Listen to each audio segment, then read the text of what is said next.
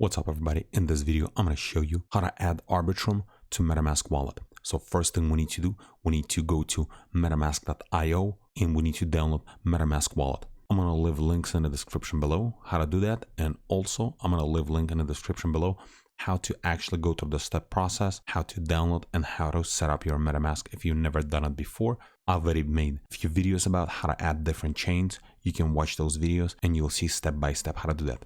Then once you have your extension or your MetaMask wallet added to your web browser.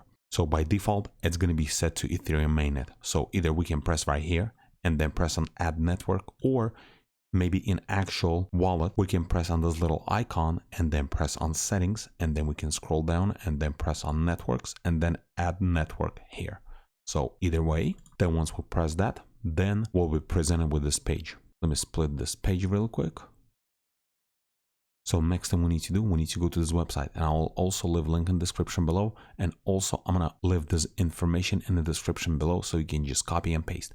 We basically just have to copy network name, new RPC chain ID symbol, and block explorer into here. So I'm gonna do this real quick. And then once you got that done, press on save here. And let me minimize this real quick. And as you can see, it added Arbitrum 1. This is basically their main net. And as you can see, by default, it's Arbitrum AETH. So that's their default tokens. And it's the same thing right here. You're going to be able to see it in here as well. And if you need to switch from Ethereum to Arbitrum, you just press on here and you can switch back and forth from Ethereum mainnet to Arbitrum 1 mainnet.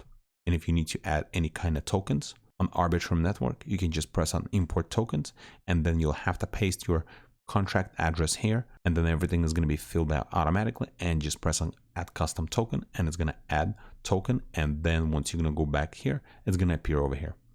And this is pretty much it. All the information I'm going to leave in the description below. And if this video was helpful to you, press that like button and don't forget to subscribe. Thanks for watching.